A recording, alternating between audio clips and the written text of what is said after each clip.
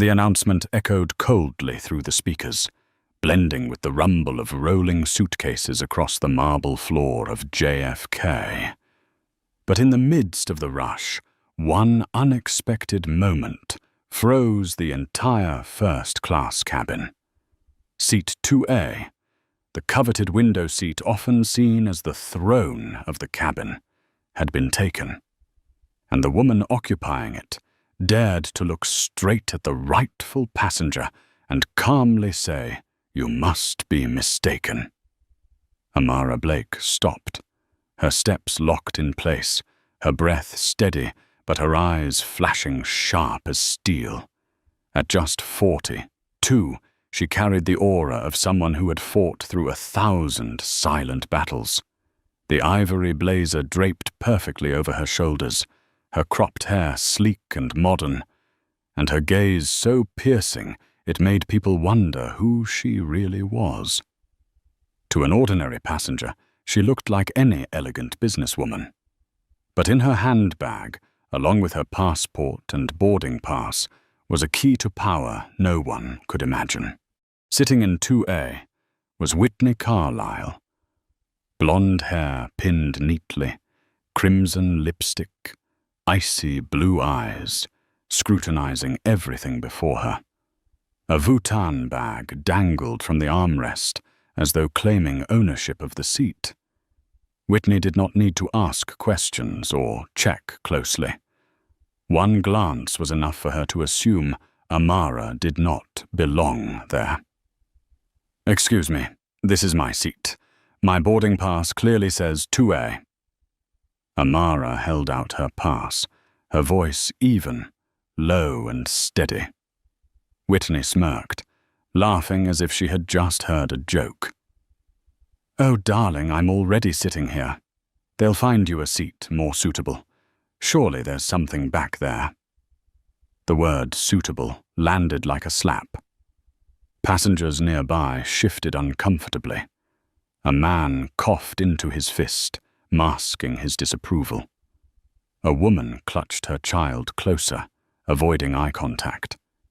Everyone understood the undertone in Whitney's voice. People like Amara did not deserve to be here. Amara drew in a deep breath. She had felt this stare before, at Ivy League meetings. During glass-walled negotiations, that look of doubt that clung like an old scar, never healing, always stinging when touched. She held the ticket closer. "This is my seat, 2A. Whitney did not even glance. She pulled her cashmere shawl tighter, folding her arms like an untouchable queen. "I've flown platinum for 12 years. I know how things work. Trust me, they'll find you something more fitting further back." Each word sliced at her dignity. But Whitney had no idea, and could not yet know, that one signature from Amara could shake the very foundations of this airline. A young flight attendant, Lena Park, approached, uniform crisp, smile stretched thin in an attempt to calm the tension. "Ms. Blake, we do have seat 3C available. Perhaps you'd consider it to resolve this quickly." Amara locked eyes with Lena. That gaze forced people to pause, to question their own words. "Why should I move when my seat is clearly assigned to me?"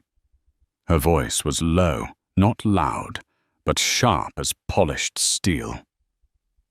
The cabin fell silent. A young woman in the row behind, Mia Nguyen, 22, discreetly raised her phone and began live streaming to a few hundred followers. The number spiked instantly. The caption read, "First-class drama breaking out at JFK." Viewers flooded in with comments. "Looks like discrimination. Hold your ground, sister." Amara sat tall. Inside, anger swelled, but her face stayed calm, as if carved from stone. She remembered reporters asking, "Are you really the CEO, or just the face?" She remembered investors sneering that she needed a white partner to inspire trust. Ghosts of memory crowded her, whispering in this luxurious cabin. Whitney leaned closer, her voice low but sharp enough for the row to hear. "Let's be clear. I don't know what game you're playing, but people like you don't usually show up in first class. Everyone can see that." The air cracked. Passengers gasped. Murmurs surged. The live stream exploded, thousands pouring in, comment boxes filling. Did she really just say that? "Zoom in! I can't believe it!" Amara's heart pounded, but her face did not flinch. Every eye locked on her, curious, embarrassed, expectant. She met them all, one by one, then turned back to Whitney. A razor-thin smile crossed her lips. "This is my seat. I'm not going anywhere." The silence was suffocating. Even the cockpit door cracked open, as if the pilots themselves wanted to hear. Whitney lifted her chin, thinking arrogance and a platinum card would shield her. But she had no idea. The woman she dismissed held the power to decide the fate of this flight. On Mia's phone, views soared past 10,000. A pinned comment blazed. "This isn't about a seat. This is about dignity." Amara closed her eyes for a fleeting second, then opened them, steady and bright. The light within them was not of a humiliated passenger, but of a leader hidden in plain sight. And no one, not Whitney Carlyle with her icy disdain, not the flustered flight attendant, not the stunned passengers, yet realized the reveal that was coming would upend not just first class, but the world outside. The whispers were no longer restrained. Phones were now held openly, the glow of their screens sweeping across the cabin, casting pale light over tense faces. It was as if everyone had been seated in a theater, waiting for the next act of an unexpected play. Whitney Carlyle shrugged and let out a derisive laugh. "You're only embarrassing yourself. Platinum members like me are always given priority. It's the unwritten rule." Her words landed heavy, like a judge's gavel. Behind her, a middle-aged man hissed, "Shameless!" The woman beside him nodded firmly, eyes locked on her recording screen. Amara Blake tightened her grip on the boarding pass. Inside her chest, a storm churned. Anger, exhaustion, sorrow, at having to fight a battle she had faced her entire life. But outwardly, she was carved from stone. There is no such rule. The only truth is this. This seat belongs to me. Lead attendant Lena Park swallowed hard, her voice softening as she tried to placate. "Ms. Blake, if you could move to 3C, we can take off sooner. Other passengers are getting impatient." All eyes turned toward her. A dangerous silence lingered. Amara slowly pivoted, fixing her gaze on Lena. That look pierced through every excuse like a needle through cloth.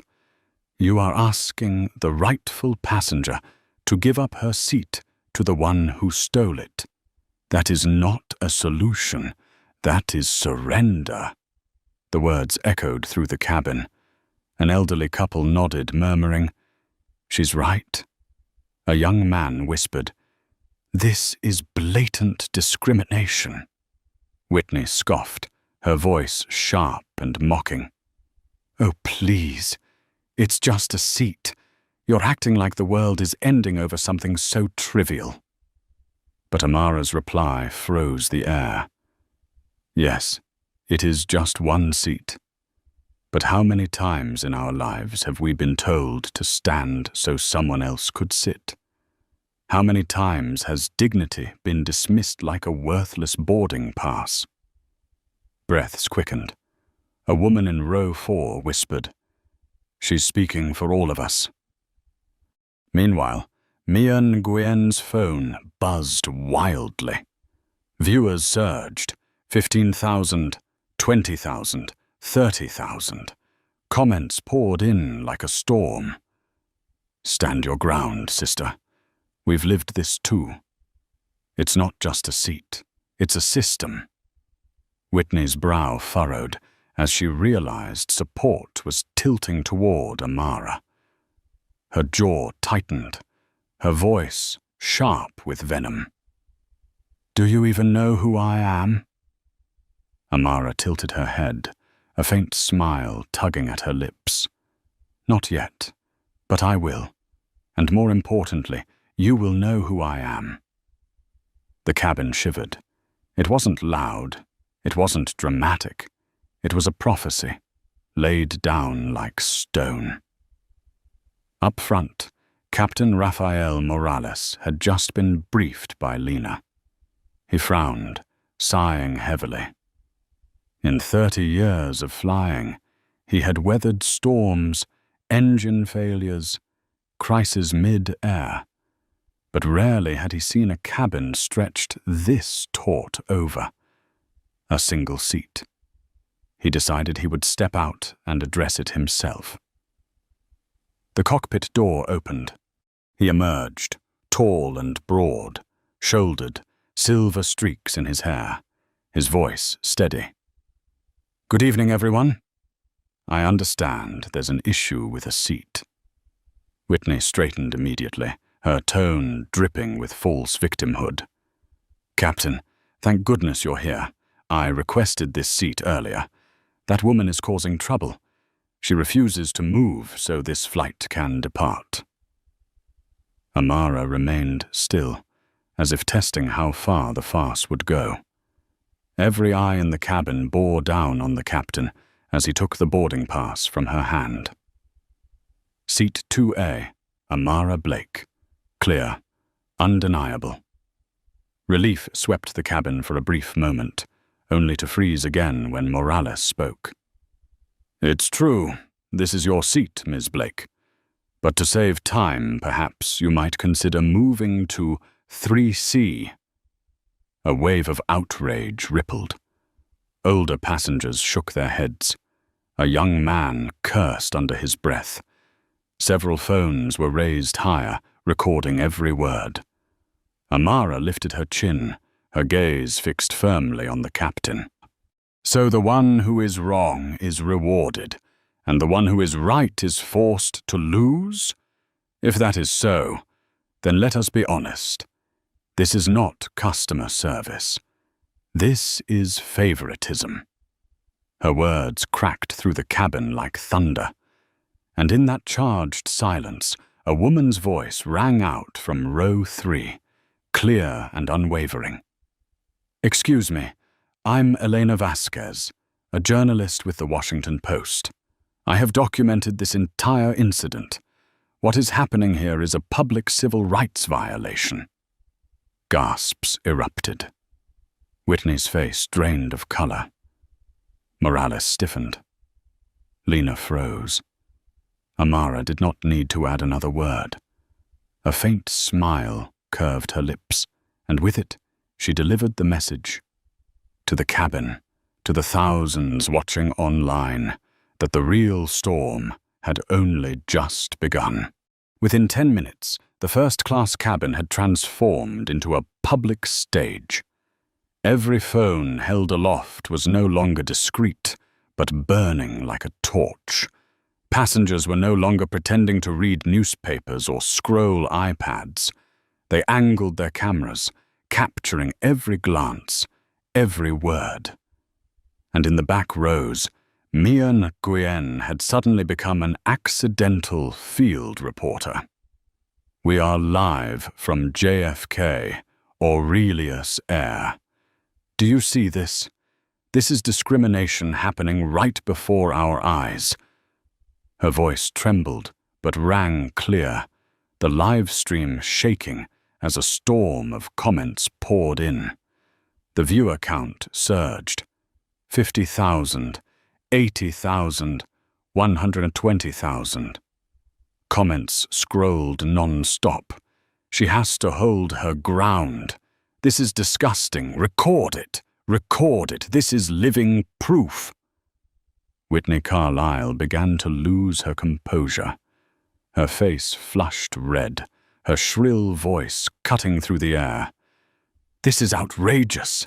I've flown this airline for over a decade. I have platinum status. I deserve this seat."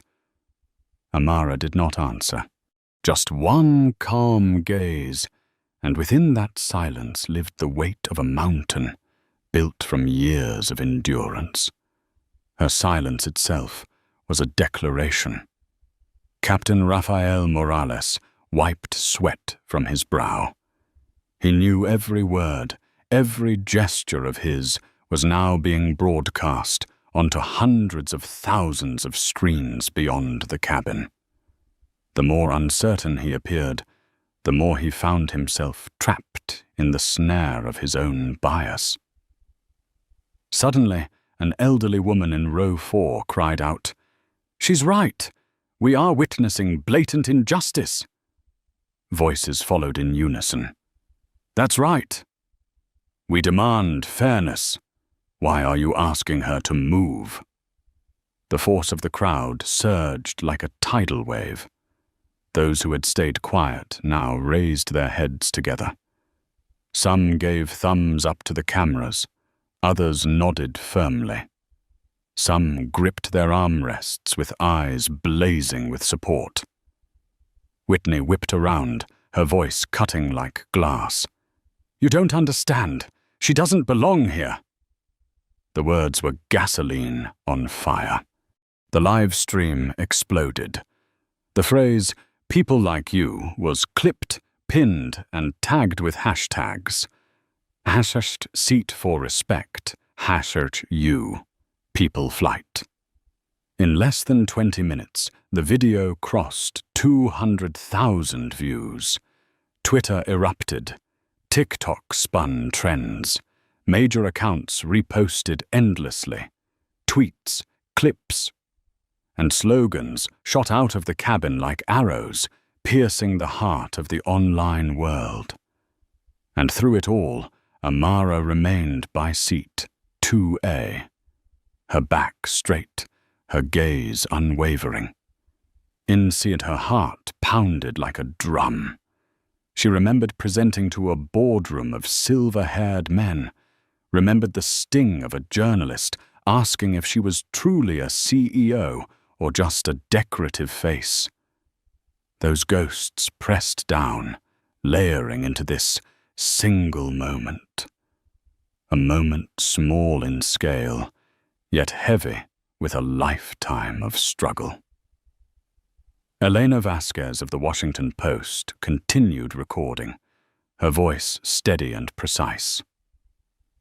"I am witnessing a public civil rights violation on this flight. This is no longer about a seat. This is about the system." Her words became an instant quote, amplified and shared. News sites picked it up within minutes, headlines screaming, "Civil rights violation, caught at 30,000 feet." Captain Morales tried to reclaim control. "Ladies and gentlemen, please remain calm. We will resolve this according to procedure." But he knew his authority had weakened. His voice no longer commanded the cabin. Power had shifted to the woman they had underestimated from the start. Whitney trembled, yet clung to defiance. "She just wants attention.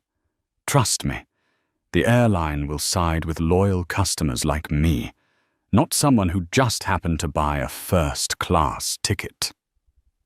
In that instant, Amara slowly lifted her head.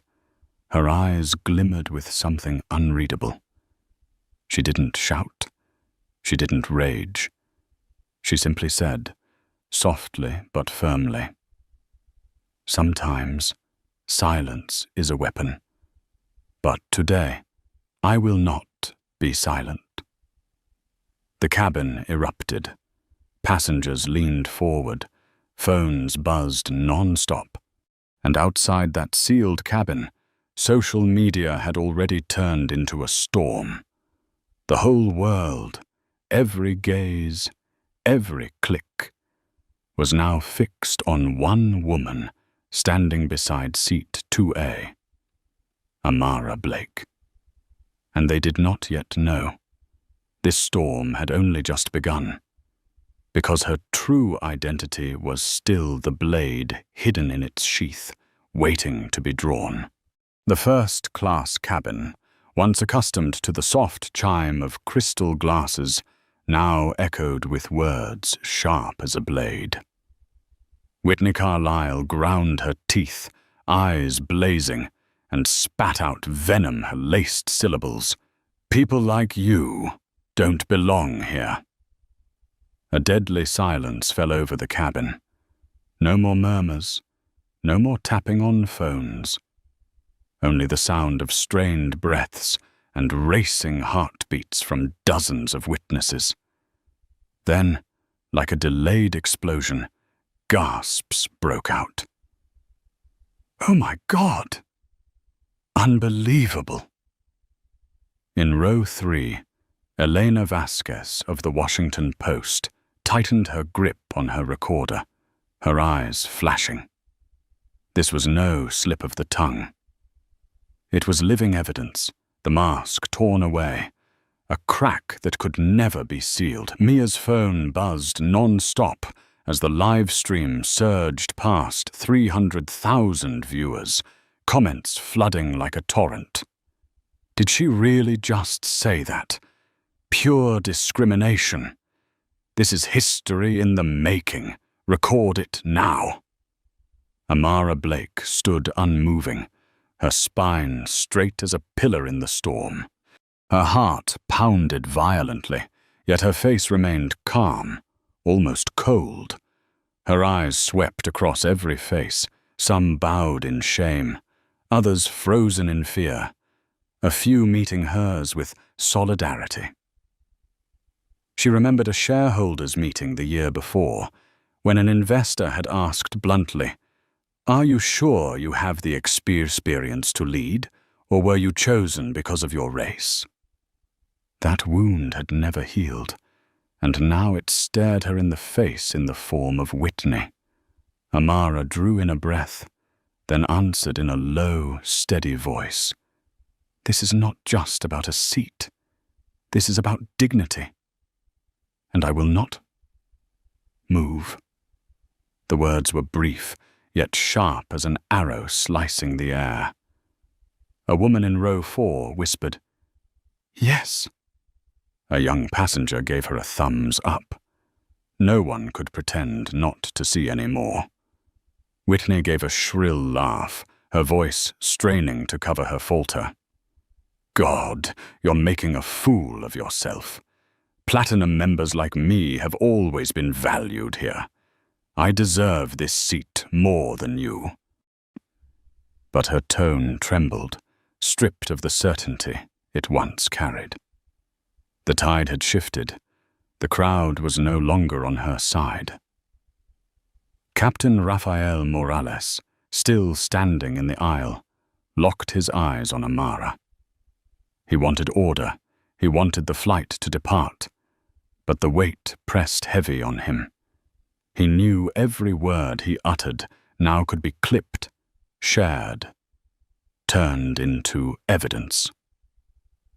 Amara turned her head toward him. Her voice was not loud, but it carried to every corner of the cabin.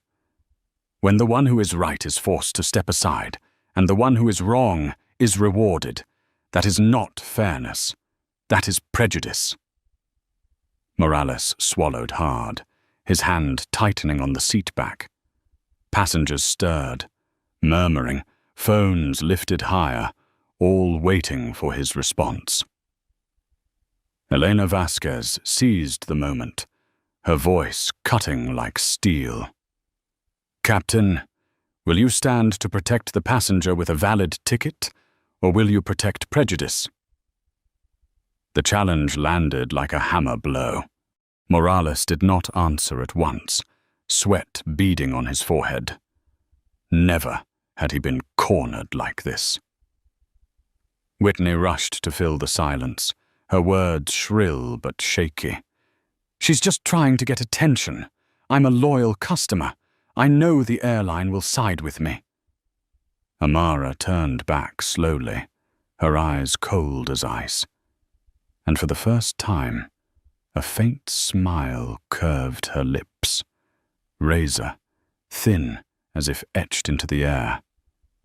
"You think the airline will stand with you? Because you don't know who I am." Gasps rippled. Chairs shifted. Eyes widened, locked on Amara. For a moment, it felt as though the air had been sucked from the cabin.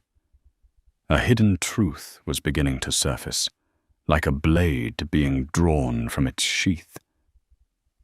She had not revealed her identity yet, but every look, every word, every gesture had planted the sense that this woman was more than a passenger. The live stream exploded further, hashtags rocketing to the top of global trends. Outside the cabin, millions of eyes bore witness. Inside, Whitney began to tremble. And in the center of the storm, Amara Blake stood firm, her gaze burning with fire, signaling that the coming revelation would change everything. Inside the first-class cabin, the tension had reached boiling point. What Whitney Carlyle did not realize was that her words had already escaped the cabin and were racing into the outside world. On Mian Nguyen's phone screen, the number of live viewers spun upward, 500,000 people watching in real time. Comments poured in like a flood. "This is the clearest evidence of discrimination. Do not stay silent. She is standing for all of us." #Seat for Respect. Push this hashtag to the top. Within 10 minutes, #Seat for Respect had climbed into the top 5 global trends. Major accounts, journalists, actors, activists shared the clip with outraged captions. In a cafe a few miles from the airport, a group of students shouted in anger as they streamed the live feed. In a law firm office in Chicago, young attorneys were already debating how to analyze this as a textbook case of civil rights violation.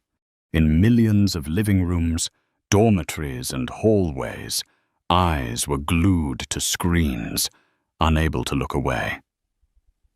Meanwhile, at Aurelius Air headquarters in Midtown Manhattan, a social media supervisor went pale. He muttered, "No, this can't be happening." His fingers shook as he clicked on the hashtag. The image of a boarding pass bearing the name Amara Blake filled the timeline. Her calm face in the cabin, her steady gaze, was being shared at the speed of light. Within minutes, executives' phones were ringing non-stop. Messages from partners, investors, and international media flashed. "What is happening on Flight 8447? An emergency boardroom meeting was called. The communications director wiped sweat from his brow. "We need a statement. Immediately." The CFO slammed the table. "No, we need to know who this woman is because everyone is calling her name. Amara Blake. Why does that sound familiar?" A stunned silence fell. Then a trembling voice. "Blake, she isn't just a passenger. She is the largest shareholder of Aurelius." The room exploded like a thunderclap. Someone dropped a pen, whispering, "Dear God." In the cabin, Amara remained silent, still standing beside seat 2A. But that silence resounded like a declaration. She did not need to shout. The world outside was shouting for her. Whitney, on the other hand, began to falter. Her phone buzzed violently in her bag, messages flooding in. "You're live on camera." "Step back. You're destroying yourself." Yet Whitney clung to her arrogance, forcing a smirk. "Go ahead. Film all you want. The airline will never choose someone like her over a platinum customer like me." The words left her mouth, and an uproar erupted.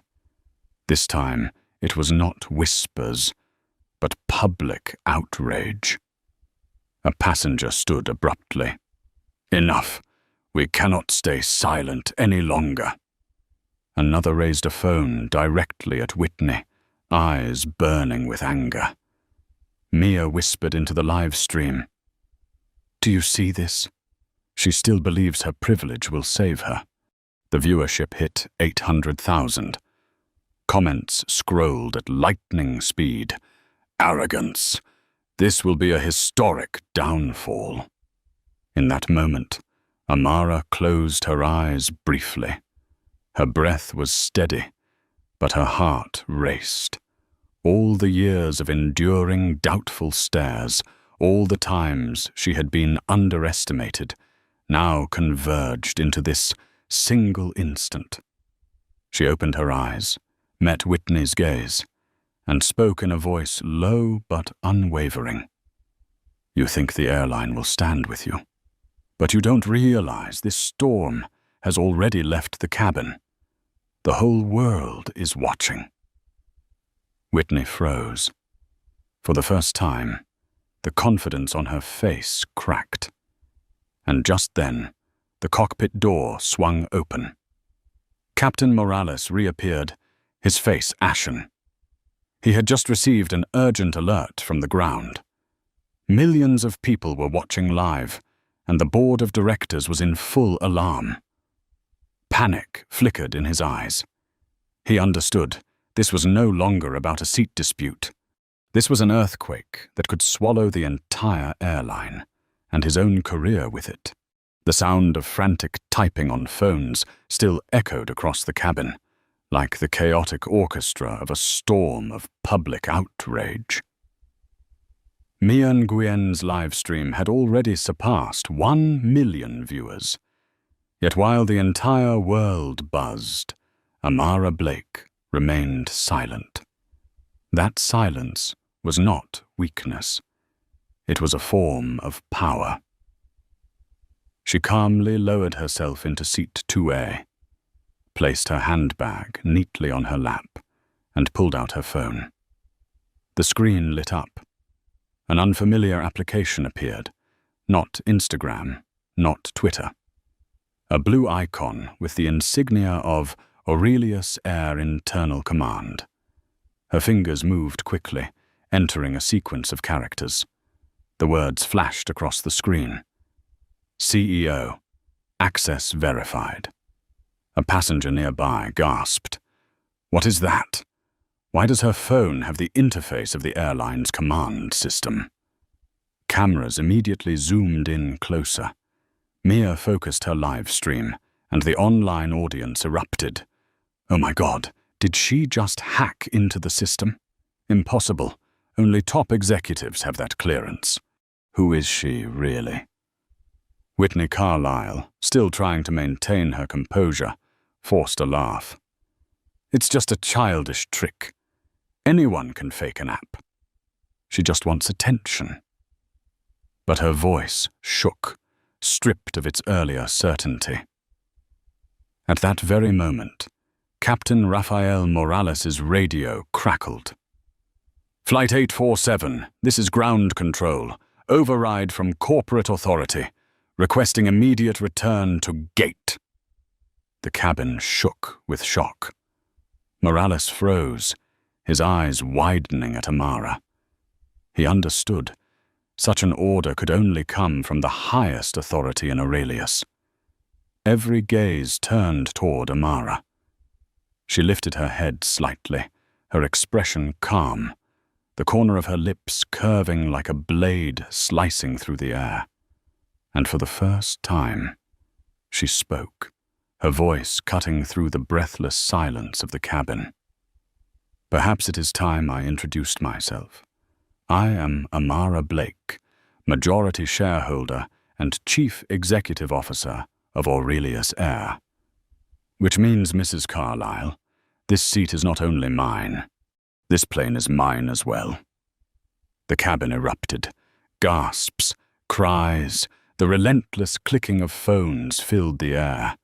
Whitney's face drained of all color, her lips trembling, her confidence shattered like glass. A single pair of hands began clapping, then two, then three. The applause swelled into a roar, a rolling wave that would not end. Mia's voice broke on the live stream. Do you see this? This is the truth. The woman they dismissed is the one who runs it all. The viewership surged past 2 million. Whitney stammered, I didn't know. I didn't mean. But her excuses drowned beneath the crashing wave of public fury. Amara fixed her with a gaze, her tone icy but steady. You should not need to know who I am in order to respect me. My ticket was enough. My dignity was enough. What you lacked was that respect. Cheers erupted, echoing like thunder. A historic moment had been sealed in Seat 2A. At headquarters in Manhattan, the crisis executive buried his face in his hands. Every screen replayed the moment Amara revealed her identity. An aide muttered, "Our own CEO has just turned us into a global example." Meanwhile, in the cabin, Whitney shrank into her seat, her platinum aura shattered into shards. And Amara, in her ivory blazer, phone screen still glowing with internal command access, sat tall, her eyes no longer those of an ordinary passenger.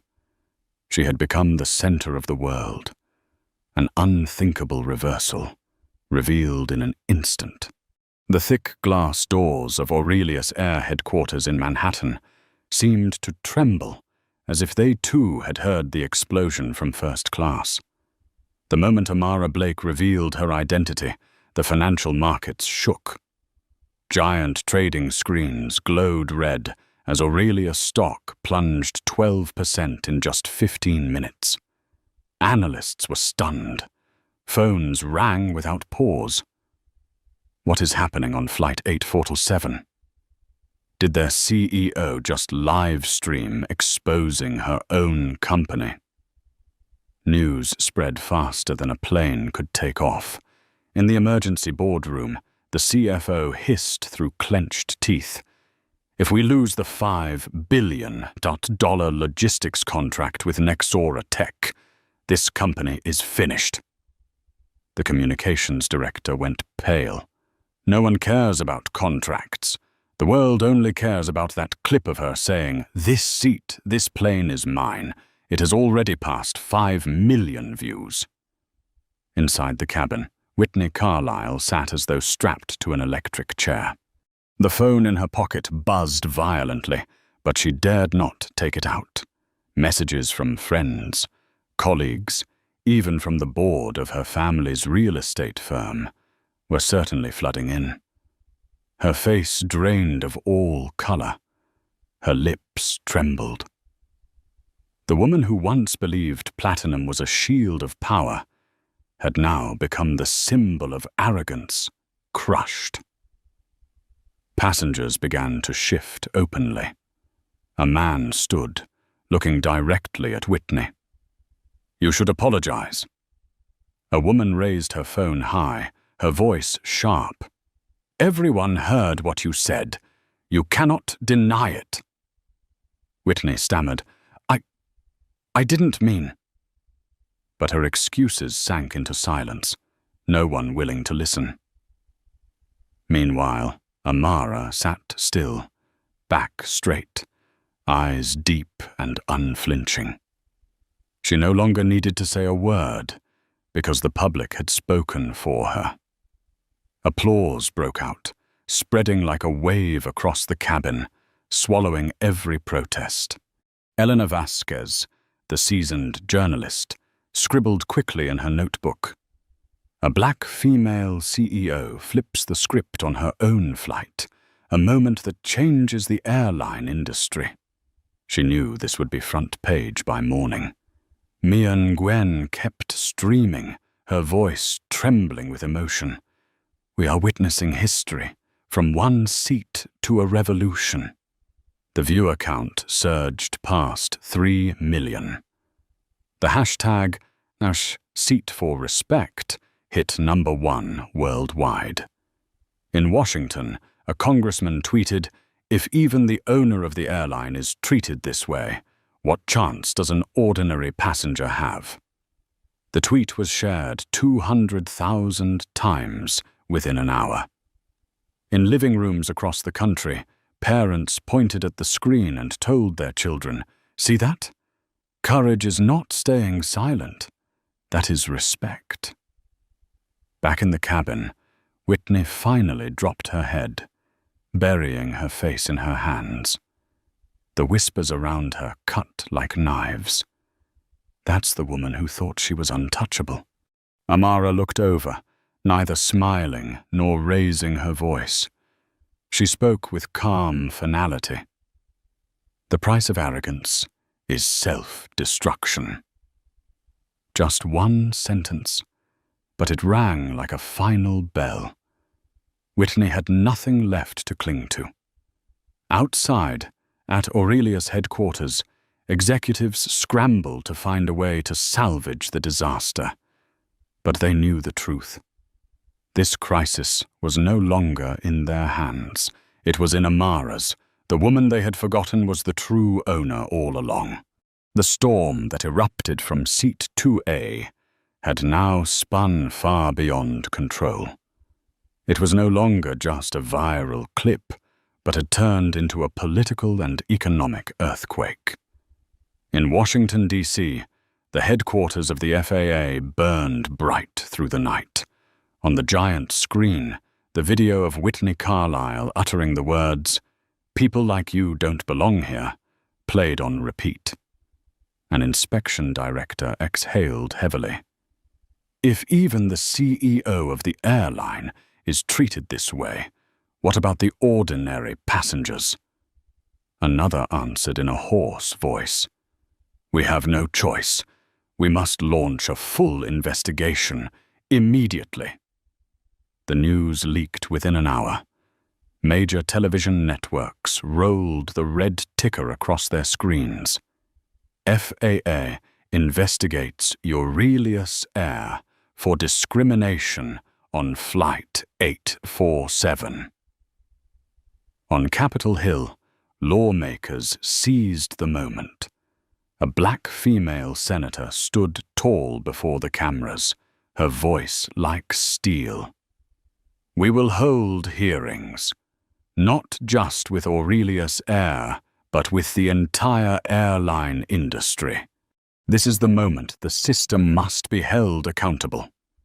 Her words spread, shared hundreds of thousands of times.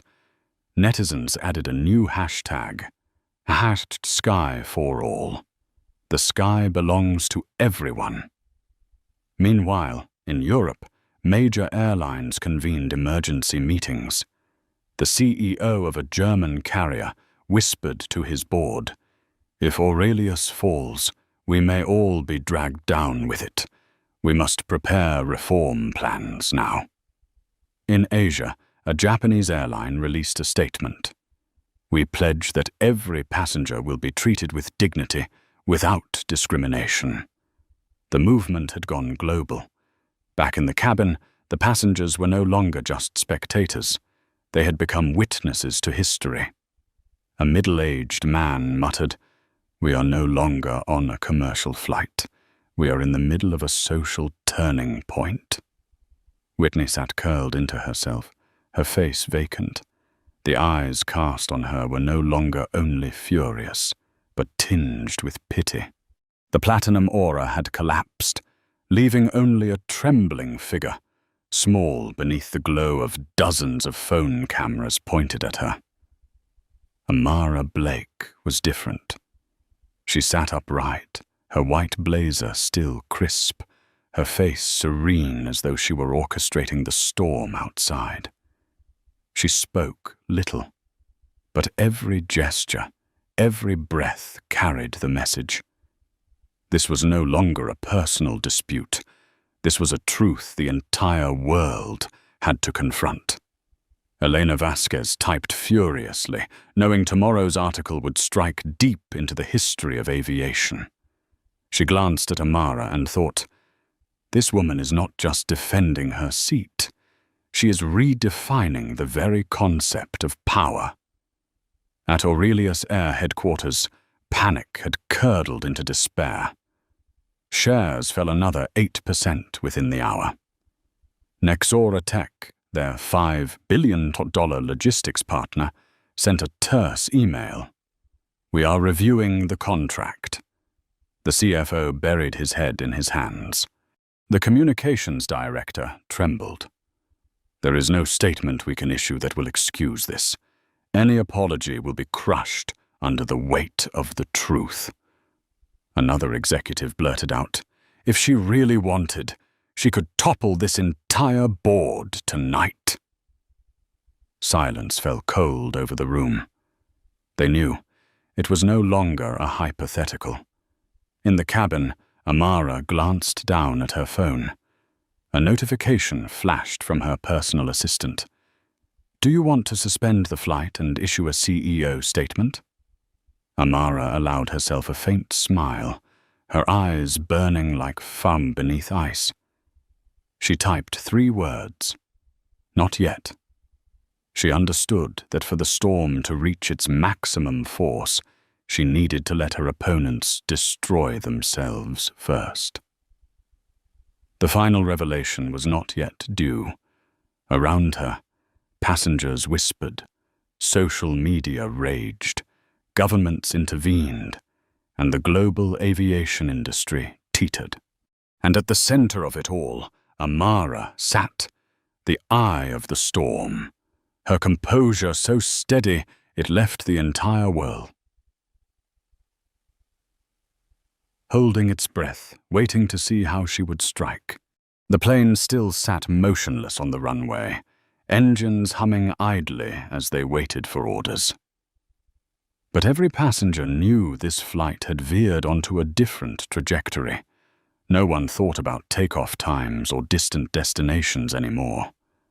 Every eye was fixed on the woman in the ivory blazer, quietly holding her phone in her hand. Amara Blake. Whitney Carlyle shrank into herself, each vibration from the phone in her purse pounding against her chest like a hammer. Messages from friends, colleagues, even her own family flooded in. You're being filmed. Everyone has seen it. Laws, stop, Whitney. You're destroying yourself. Her dry lips could only stammer meaningless words. I didn't mean to. I didn't know who she was. Amara turned, her gaze sharp as a blade. That is the problem. You don't need to know who I am to act with decency. My ticket was enough for me to be here. My dignity was enough. You are the one who turned it into a battle. The space fell silent, then erupted into applause. Some clapped fiercely, others shouted, "That's right!" Support rippled through the cabin. Whitney curled further into herself, her whole body trembling. At Aurelius Air headquarters, the emergency meeting had dissolved into chaos. The screen glowed red with plunging stock prices. The CFO cried out, "We've lost 20% of our value in just a few hours. If Nexora Tech cancels the contract, this will be catastrophic." another executive spoke with a trembling voice. "She is the real CEO. We no longer have the power to salvage this. She will decide the fate of the company." At that exact moment, Amara typed a short command into her phone. The screen flashed. "Corporate Directive, Flight 847, return to gate." The captain's radio crackled with urgency. "Flight 847, directive from the CEO. Return to gate immediately." Captain Rafael Morales froze for a second, then lifted his gaze toward Amara.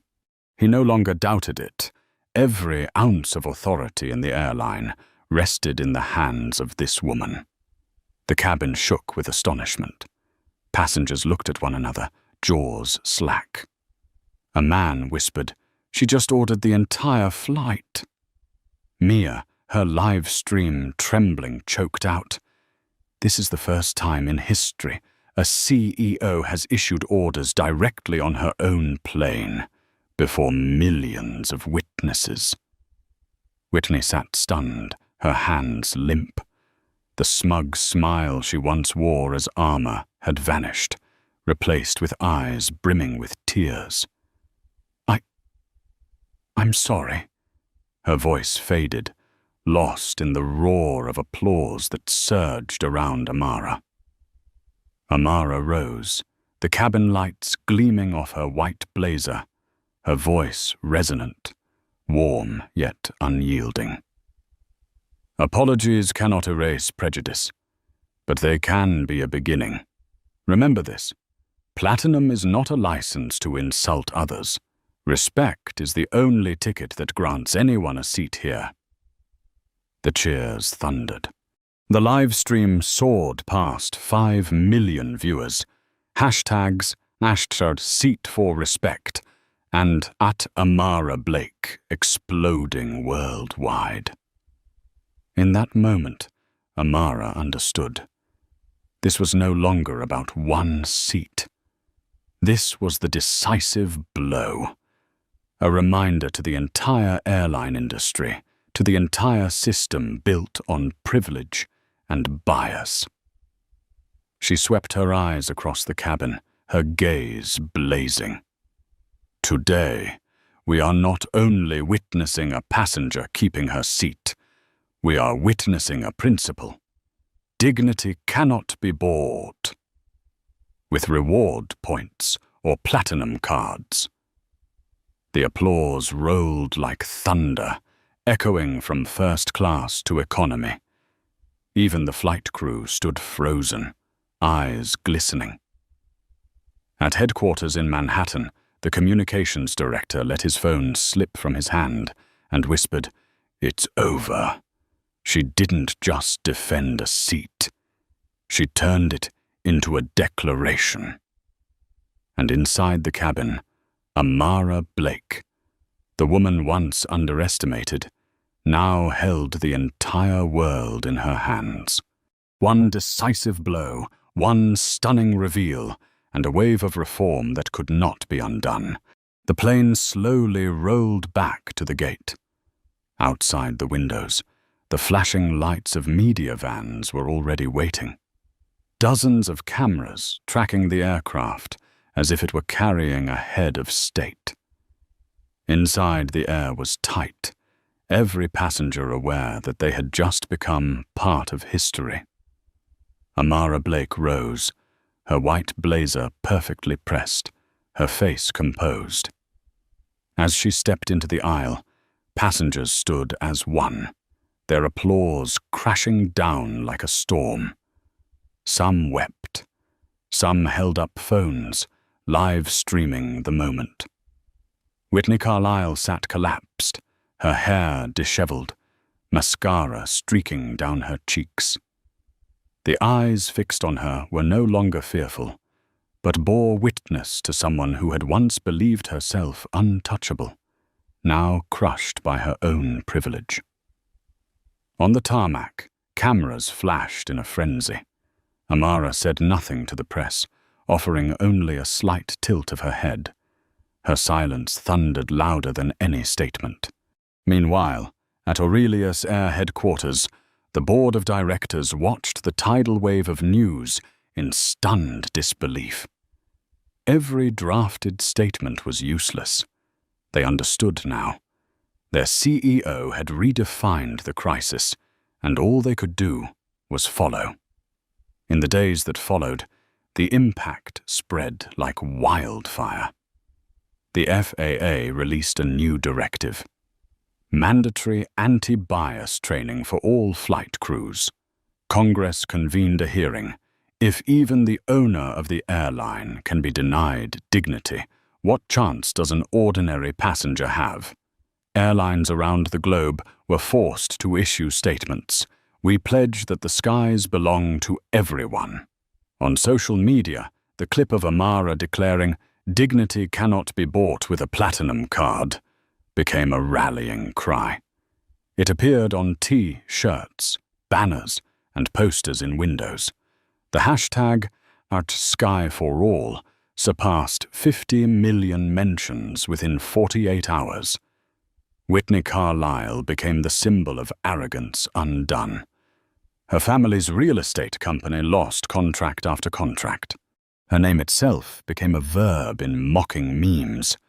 Don't pull a Whitney. Amara, instead of celebrating, chose action. She convened a global press conference. Before hundreds of cameras, she declared, Flight 847 was not just a flight. It was proof that the system is broken, and we will fix it. Aurelius Air pledges to create a scholarship fund to train young people who have been pushed out of aviation, because change does not come from apologies. It comes from action. Applause thundered, but the peak came when she paused, looked directly into the cameras, and her voice softened. I do not want my legacy to be a delayed flight. I want it to be a generation who believes that no matter who you are, you deserve a place in the sky. All over, people who had faced discrimination nodded through tears. Parents told their children to remember. Teachers brought the clip into classrooms. Activists used it as an example of courage and dignity. In her newsroom, journalist Elena Vasquez typed the final line of her front page story. That day, one woman held on to seat 2A, but the world understood she had held on to far more than a seat. She held on to dignity for millions.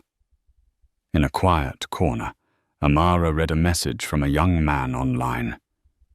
Because of you, I believe I can become a pilot.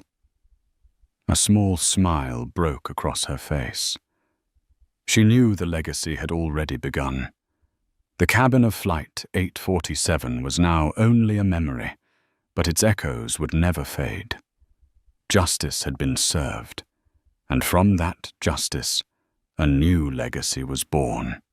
In a world where a single seat can expose an entire system, Amara Blake proved that true power does not lie in hidden influence or titles, but in the resolve to hold on to dignity. One refusal to move shook the entire airline industry, turning seat 2A into a symbol of justice and legacy. If you believe that respect should be the default, not a privilege, press like to help this story spread. Do not forget to subscribe to join us on the journeys ahead, where truth will be revealed and justice will never be forgotten. Leave a comment with the 2 words, human dignity, as a reminder that no matter who you are, you deserve a place in the sky.